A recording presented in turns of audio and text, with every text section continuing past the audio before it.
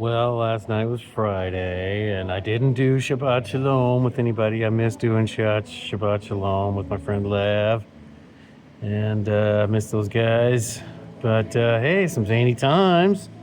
Apparently, this morning we did start a new war, so that's awesome. And this one could really be a good one. This could be a war with somebody who could actually fight back. Could actually, like, instead of just like us just killing civilians in other countries, they might actually fight back. Craziness. All right, it's all about the guess who it's about too. It's about the Jews, the chosen people, the only chosen people. In fact, God only loves Jews. Everyone else, not so much. I don't know, goy slop, not so much. We don't care about the others, but God does love the Jews, so that's great. So they can do whatever they want.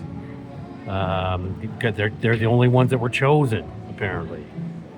They are innocent, they're traditional, they are the victims, basically. Other humans always are just kind of end up being jealous of them. That's what happens. They're so successful and so awesome because they're chosen. Other humans get jealous and then do mean things to them, and then the Jews just kind of have to, with their God, do really mean things back to the other people. That's how it goes. It's kind of sad. It's because this jealousy, and they try to run them off or kill them all.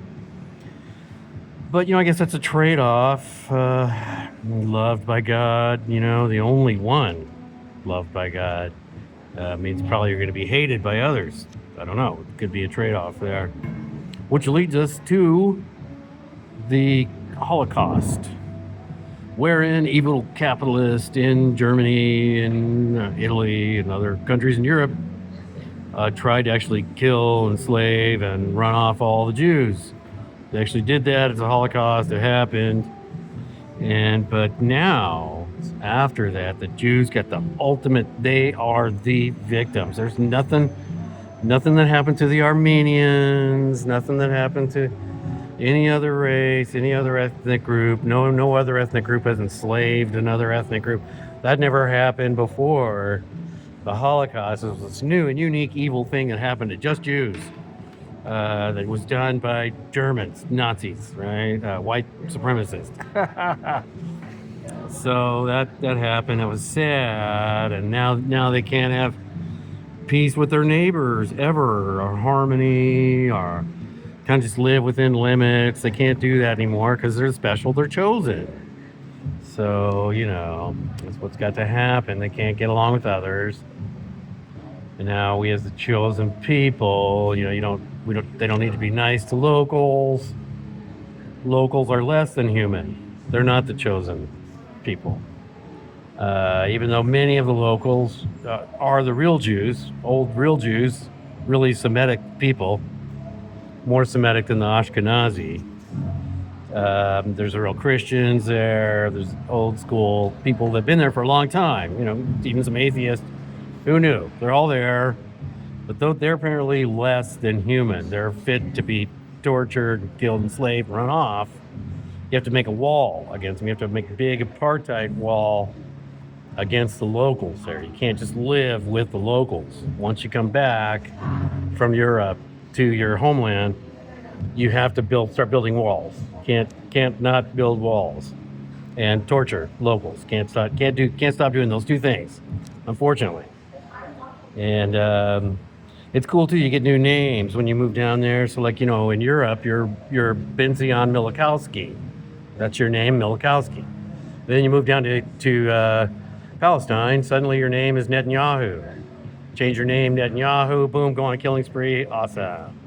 Good times. You get to have a new Jewish name and that kind of thing. So you also get to ruin any legitimate authority that's on the ground there. So if there is a peaceful, someone logical to negotiate with the Palestinian Liberation Organization, PLO or PLA, if there's any sort of local logical authority, what you got to do is get rid of them. You don't want to have nice logical people to talk to and deal with on the other side. What you want to do is install theo-fascists that are like you, theo-fascists like you. On the other side, Hamas. So you're going to build up and support only Hamas, and you're only going to talk to Hamas.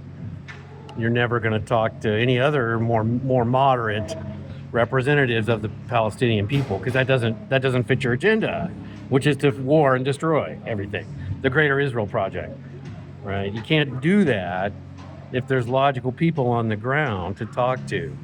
You're not going to be able to just genocide them and then get your new real estate digs there if there's nice people there, right? So if they're Hamas terrorists, no problem. Boom, kill them all. Take it. Boom, here comes your real estate project. Awesome. All right, the chosen ones. So, and today, the chosen ones, using Americans as proxies, using our weapons, using our soldiers, using our money, decided to go ahead and just start bombing Persia again. Bomb their old friends in Persia. Iran. They just go ahead and bomb the crap out of Iran, just have some fun. But hey, Iran has some weapons. They got some missiles. They flung a few back, I guess, at some different countries where the American military bases are. And so it's getting interesting, interesting wars and rumors of wars. There's always wars and rumors of wars. When you got the Milikowskis around, running around, there's never going to be not war. As long as you have a guy like him, super ambitious, child-humping demons, like the current Israeli leadership. Unfortunately, we're never going to have peace. And of course, we're finding out that this whole Epstein files, all this Epstein thing, it really is tied to Israel mostly. Israel loves this tactic. They love the honeypot. They love to frame people, use people. They have to, because they're a tiny little country manipulating the rest of the world so much. So they have to use every tactic they can, including sex entrapment and financial entrapment and stuff like that the Epstein class is now known for. But this Epstein class, even though it was primarily first enabled by the Israelis, but it's also British, right? It's Robert Maxwell. It's MI6. It's also CIA, right? So that the Epstein class, the child-humping demons that run the planet, they transcend the Israel. They're not just Israelis, right? Israelis is one little cultural, ethnic identity that is part of that Epstein class. The child-humping demons that bribe each other, are trying to control everything, the families, the Rothschilds, the Erlangers, the Segerstroms, the Irvines, the Gettys, Gordon here I Am Now, Gordon Getty, the Gettys, the Pelosi's.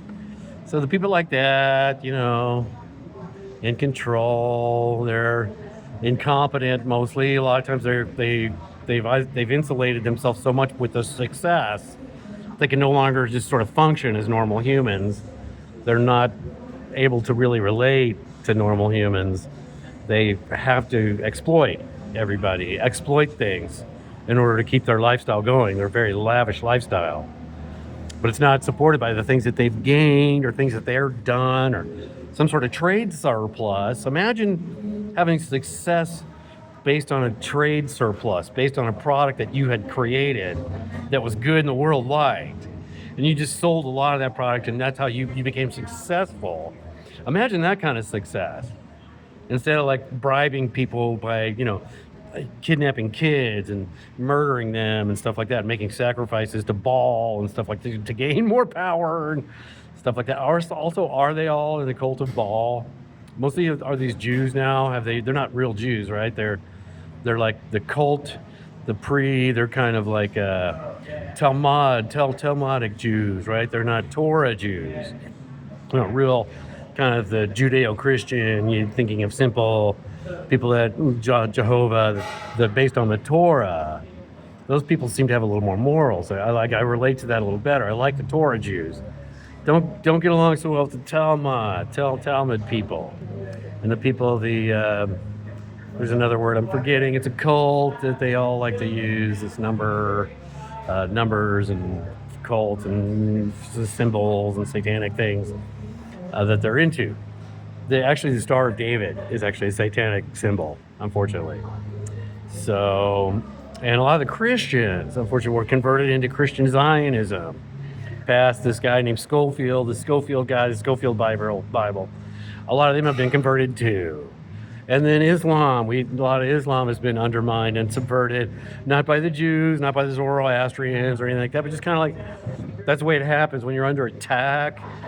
The more militant form tends to happen, right? So now we're going to maybe, I don't know, can we stoke up another war between the Sunnis and the Shias? Maybe if we can get Shia-aligned Islam to be vilified, and we can stoke up the Sunni Islamist in Saudi Arabia and use them against Iran.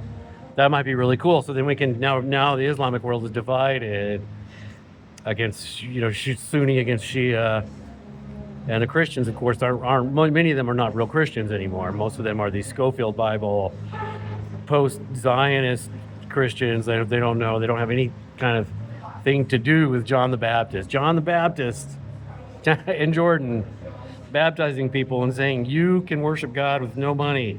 You don't need money to worship God. You can do it yourself. You don't need the temple Jews. You don't need money. You don't need any of that.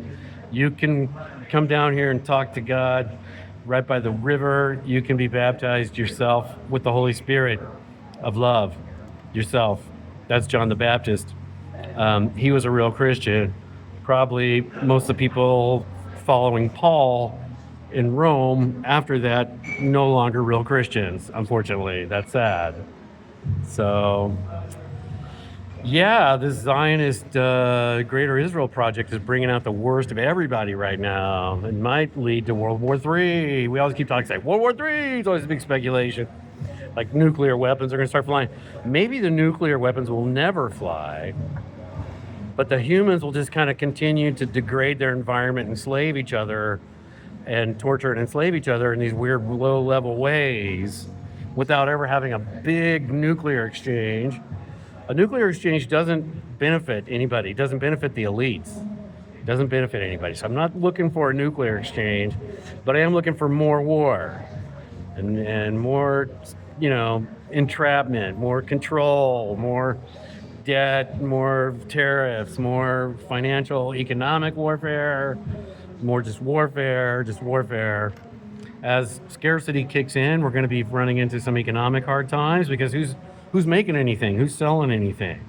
Right? So we can't all be rapey, torturing prison guards. We can't, the prison, there's got to be somebody who grows food, then we can pay tax to the prison.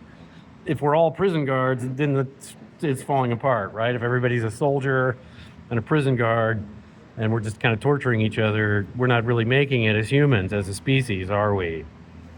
So we need to rediscover love and understanding and nuance and free, independent media.